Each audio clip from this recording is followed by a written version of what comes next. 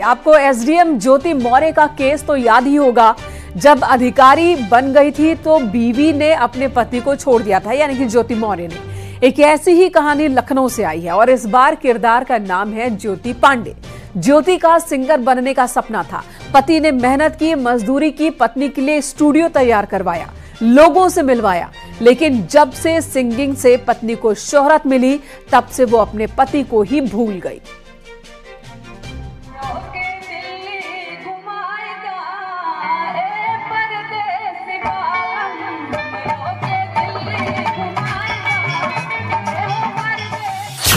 पहले ज्योति मौर्य, अब ज्योति पांडे।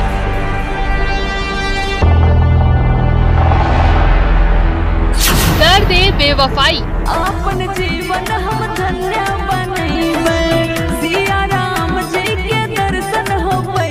जरा इनकी मखमली आवाज सुनिए, भजन में सुविचार सुनिए, फिर इनके किस्से हम बताएंगे। भक्तों के सदा सहायक हो, दीनन के तुम ही नायक। ये है सिंगर ज्योति पांडे, पेशे से गायक, लेकिन अब इनकी नई पहचान है बेवफा ज्योति। ऐसा इनके पति दावा कर रहे हैं।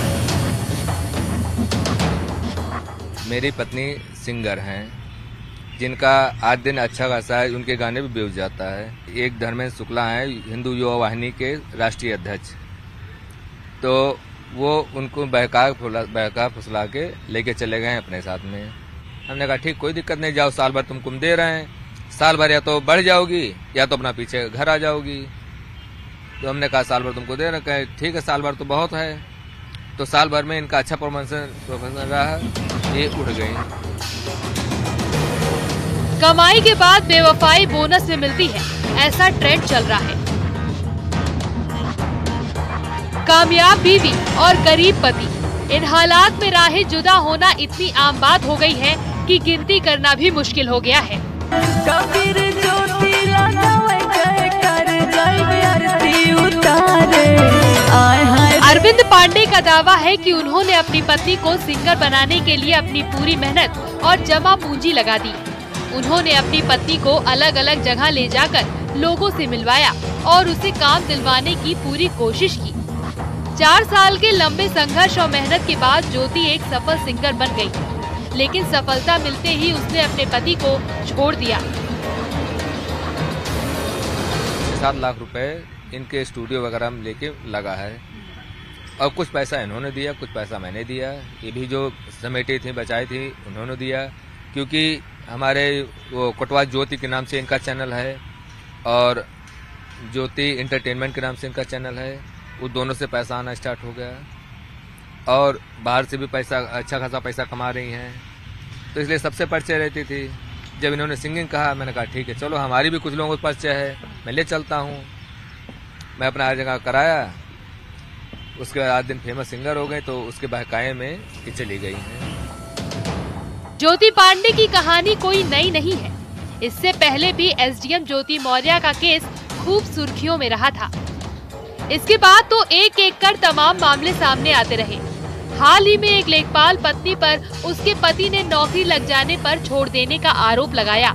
और अब ज्योति पांडे, जिन्होंने भक्ति भजन गाकर अपनी पहचान बनाई, लेकिन अपने भजन के बोल अपने जीवन पर लागू करना शायद भूल गई। सदा सहायक हो, दीनन के तुम ही नायक हो। भक्तों के सदा सहायक हो, दीनन के तुम ही नायक हो। भक्तों के सदा सहायक हो, दीनन के तुम ही नायक हो। दुखियों के प्राण आधार, प्रभु जग जीवन तुम्हारी।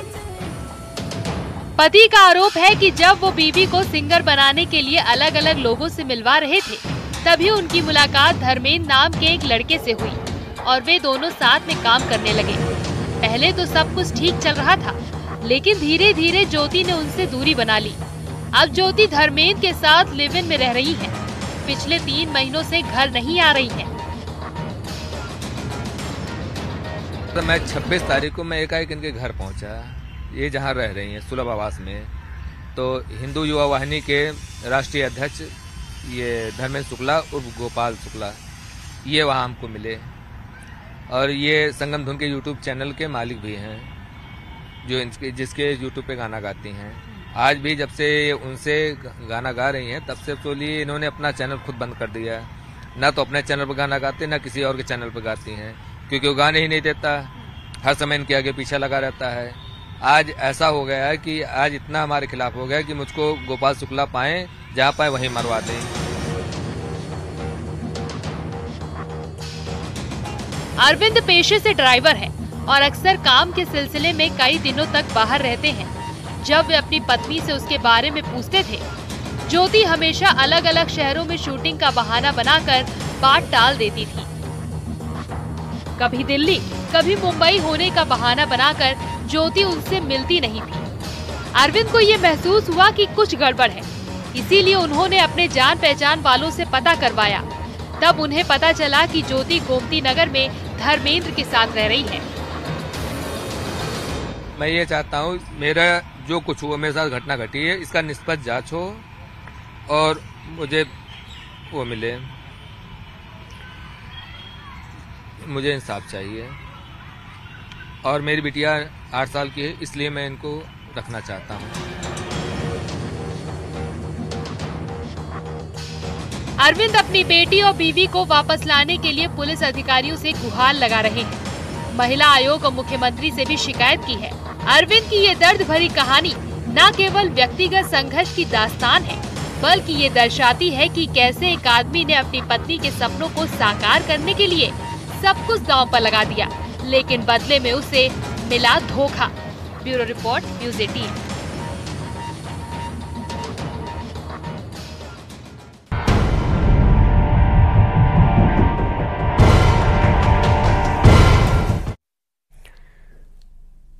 इधर बरेली में एक बार फिर लव जिहाद का मामला सामने आया। जौनपुर की नाबालिग लड़की के इदरीश ने अमन बनकर उसे प्रेम जाल में फंसाया, फिर 10 दिनों तक उसे घर में बंद करके रखा। अब पुलिस ने लव जिहादी अमन को गिरफ्तार कर लिया है।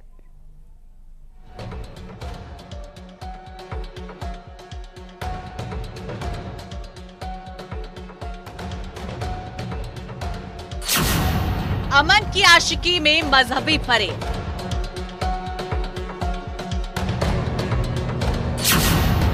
इश्क में फंसाया, नैना से नाजरीन बनाया।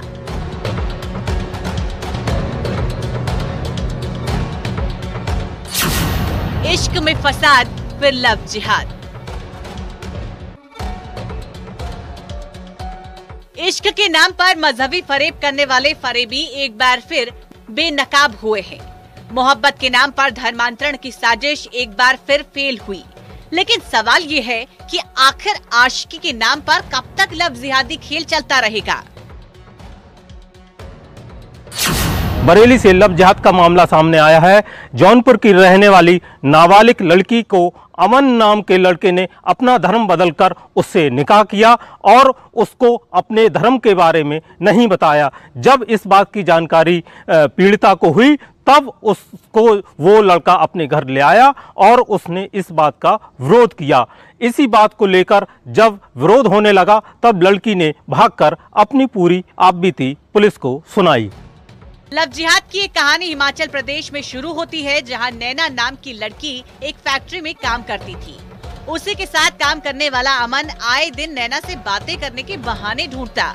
जौनपुर की रहने वाली नैना घर से सैकड़ों किलोमीटर दूर काम करती थी, लिहाजा उसने भी अमन को अपने अकेलेपन का दोस्त बना लिया। लेकिन तब तक नाजरीन उर्फ नैना अमन के मंसूबों से पूरी तरह अनजान थी।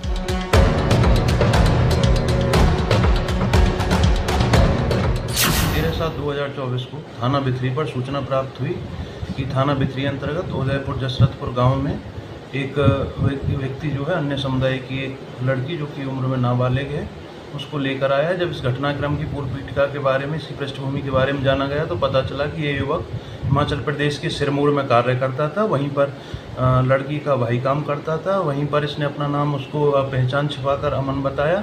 जब 13 जून 2024 रात 11 बजे बिथनी चैनपुर बरेली।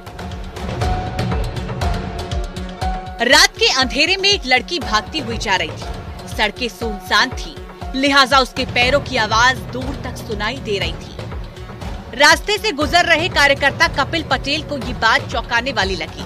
उन्होंने फौरन लड़की को रोका और उससे इतनी रात में भागने का कारण पूछा। हाईवे पे एक लड़की भागती हुई आई जो बहुत रो रही थी, बहुत परेशान थी और मतलब मारा पीट हुई थी उसके साथ। तो उन्होंने हमारी गाड़ी रोकी, मतलब हमने उसको देखकर गाड़ी रोकी, पूछा मामला क्या है। तो उसने हमें बताया कि भैया हम हिमाचल प्रदेश में रहते हैं और जौनपुर की रहने वाली हूँ, मेरे साथ ऐसा ऐसा हुआ है। एक मुस्लिम लड़का नाम बदलकर हिंदू नाम रख के उसे यहाँ बरेली शहर में ले आया है और धर्म परिवर्तन करा दिया। नाबालिग है लड़की और वो लड़की बहुत परेशान है। किसी न किसी तरीके बोल रही थी, किसी न किसी तरीके से मैं आ गई हूँ, मुझे थाने तक पुलिस से मेरी शिकायत करवा दी। कपिल को जैसे ही पता चला कि लड़की हिंदू है और इदरीश नाम के लव जिहादी ने उसका ये हाल कर दिया है, तो उनके कान खड़े हो गए। कपिल फौरन लड़की को लेकर स्थानीय थाने पहुँचे और पूरी कहानी बयां की। फिर क्या था, पुलिस हरकत में आई और रात में ही इदरीश उर्फ अमन को धर दबोचा। अपना नाम उसको पहचान छिपाकर अमन बताया। जब लड़की गांव में आई तो उसको इसकी हकीकत के विषय में पता चला कि ये युवक अन्य समुदाय से बिलोंग करता है। इस पर तत्काल युवक को गिरफ्तार किया गया है। सुसंगत धाराओं में अभियोग पंजीकृत किया गया है। कठोर से कठोर विधिक कार्रवाई अमल में लाई जा रही है। कानून व्यवस्था संबंधी कोई समस्या नहीं। जब पुलिस की गिरफ्त में आने के बाद अमन उर्फ इदरीश से पूछताछ शुरू की गई तो सनसनीखेज सच सामने आया। इदरीश ने पूछताछ में बताया कि वो अमन बनकर लड़की से मिलता था। लड़की को शक न हो इसके लिए वो हाथ में कलावा बांधता था और माथे पर टीका भी लगाता था। खुद को हिंदू बताने वाले अमन ने लड़की को प्रेम जाल में फंसाकर अपने मंसूबों को अंजाम दिया। लड़की नाबालिग है, लिहाजा दोनों कोर्ट मैरिज तो नहीं कर सकते, लेकिन अमन उसे घर पर शादी के बहाने बरेली लेकर आया, जहां नैना से उसने जबरन शादी कर उसे नाजरीन बना दिया। यानी न सिर्फ धर्म छिपाकर प्रेम जाल में फंसाया, बल्कि मौका मिलते ही लड़की का धर्म परिवर्तन भी करा दिया। अब इसी मामले में आरोपी की गिरफ्तारी हुई। घटना के बाद पुलिस ने लड़की को जौनपुर में रहने वाले उसके परिवार को सौंप दिया है, जबकि फरेबी इदरीश उर्फ अमन को जेल भेज दिया गया है। लेकिन सवाल फिर से दोहराया है, आखिर कब तक इश्क के नाम पर मजहबी फरेब होता रहेगा? बरेली से न्यूज़ 18 के लिए चितरंजन सिंह की रिपोर्ट।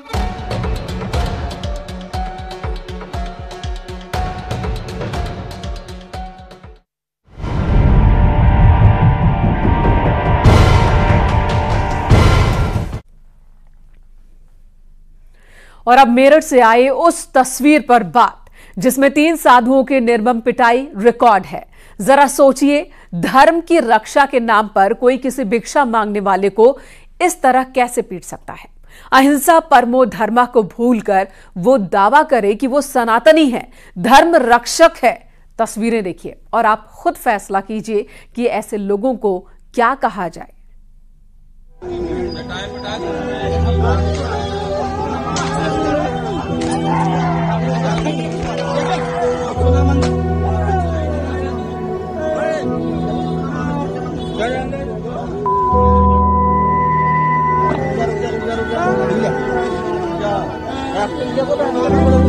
एक्टिंग मत करे बहन,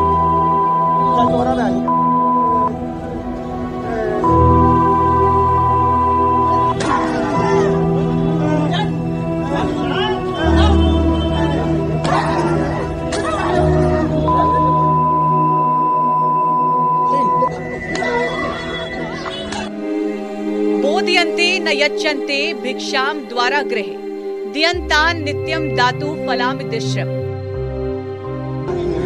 धर्म के इन ठेकेदारों को गौर से देखिए। जिस सनातन में अहिंसा परमो धर्मा शुक्र वाक्य हो, वहाँ डंडे बरसाने वाले हिंदुत्व के हितैषी कैसे हो सकते हैं?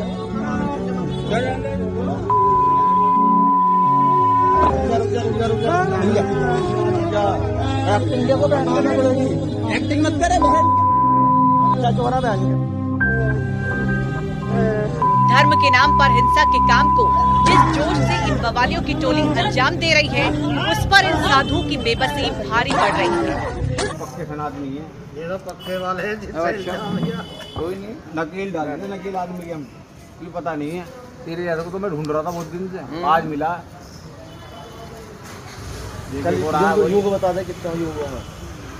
वेद तो पूछ, वेद कितने हैं? वेद कितने हमारे धर्म के बताओ। गायत्री मंत्र नहीं बताई थे, ये कायदा हो रही है। इन साधुओं का गुनाह क्या है? उन्हें गायत्री मंत्र नहीं आती? या फिर गुनाह ये है कि भिक्षा मांगकर वो अपना जीवन गुजर बसर कर रही है? तो क्या आज के हिंदुत्व में भिक्षा मांगना पाप हो गया? लेकिन इन पाखंडी धर्म रक्षकों ने अगर जरा सा भी धर्म को पढ़ा, समझा, ग्रहण किया होता तो उनसे ये महापाप नहीं होता। क्योंकि बोधियन्ते न यच्चन्ते भिक्षा द्वारा गृहे दियन्तान नित्यम दातु फलामि दृश्यम।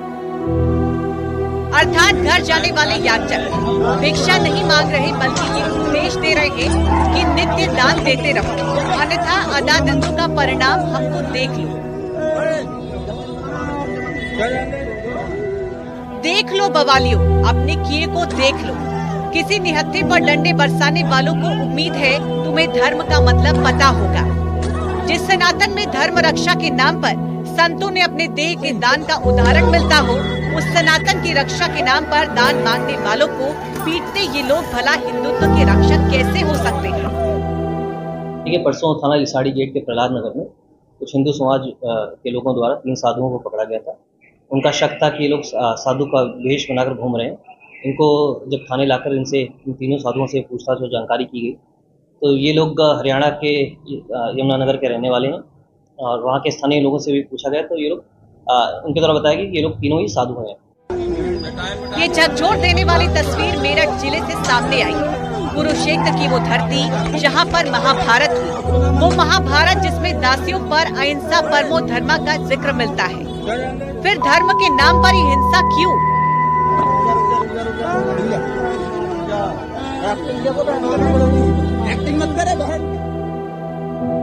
दरअसल ये 3 साधु गांव-गांव में भिक्षा मांगकर अपना जीवन यापन करते हैं। भिक्षाटन सनातन की सदियों पुरानी परंपरा है। उदारता और सहिष्णुता जिसके मूल में है, उस धर्म को मनाने वाले अगर किसी निहत्थे किसी संत पर इस तरह का अत्याचार करें तो इसे क्या कहेंगे आप? ये आपको तय करना है, क्योंकि कानून की नजर में तो ये सिर्फ अपराध है। उसके बाद लोकल जो स्थानीय लोग थे इनको जानकारी देकर इन्हें ससम्मान छोड़ दिया गया था। परंतु आज सुबह एक वीडियो वायरल हो रहा है जिसमें कुछ लोग इन साधुओं को मारते पीटते नजर आ रहे हैं। इस पूरे मामले का पुलिस द्वारा संज्ञान ले लिया गया है। इसमें 2 लोगों को थाने पर पूछताछ के लिए बुलाया गया है तथा इसमें अग्रिम विधिक कार्रवाई की जाए।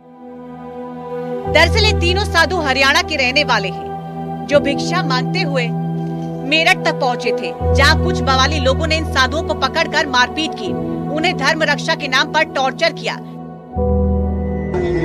जिसके बाद पुलिस ने एक आरोपी को पकड़ लिया है, जबकि मामले की रिपोर्ट दर्ज कर ली है। मेरठ से न्यूज़ 18 के लिए निखिल अग्रवाल की रिपोर्ट।